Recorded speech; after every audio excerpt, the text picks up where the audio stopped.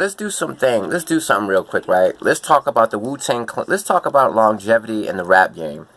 And you know, no offense to any other genre of music, but I want to specifically focus on rap. Okay, the Wu-Tang Clan. I'm a huge fan of the Wu-Tang Clan. I know every single thing about them. I've been listening to them since they came out. They debuted in November 9th, 1993. Now let's go through it. Okay. All right. So, who came out? Alright, so the debut album comes out in 1993. 1994, I think Method Man came out. Old Dirty Bastard came out. 1995, The Jizza came out. Raekwon came out.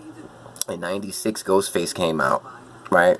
And then in 97, Wu-Tang came out with their second project, which was their biggest album, Wu-Tang Forever, with the nice video. Inspector Deck was like, "I bomb atomically."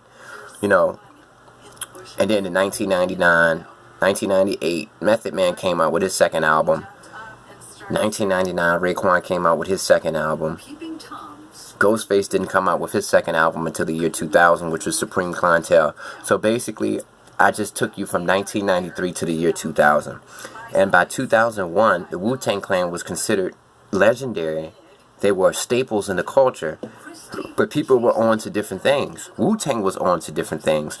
They were on to different things, as in Method Man was in How High. He started acting in The Wire. Different, you know, they were doing different things. The taste of the audience had changed after 7 years. So it's very difficult for a rapper to sustain his audience, or to sustain the mainstream audience at least, for longer than 4 years. If you had a career that was bubbling for 4 years, you're lucky. Let's take a look at Master P.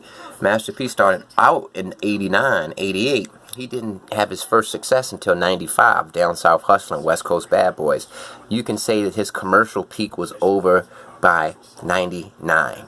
He had a couple of hits that hit #1 afterwards, like "We Ride Tight Whips Every Day." That song, a couple other random songs from the 2000s that made it to the #1.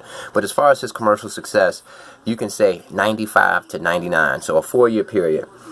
So nowadays, a lot of these artists are able to have longevity because the way that music is distributed is different, and the way that music is consumed is different. Now, NBA Youngboy is one of the top artists in the rap game. He came out in 2016.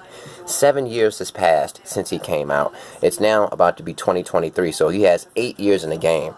And he's still the #1 trending artist. He's the #1 streamed artist after 8 years of being in the game.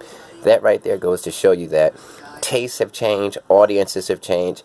Now, instead of having a 4-year run, it's now possible for a rapper to have an 8-year run and still be at the top. So that's how hip-hop has evolved, and that's what the older generation gave to the new generation. The older generation sacrificed. They were only able to have a good 4-year run, and they sacrificed so that the new generation can now have an 8-year run. And continuing. Peace.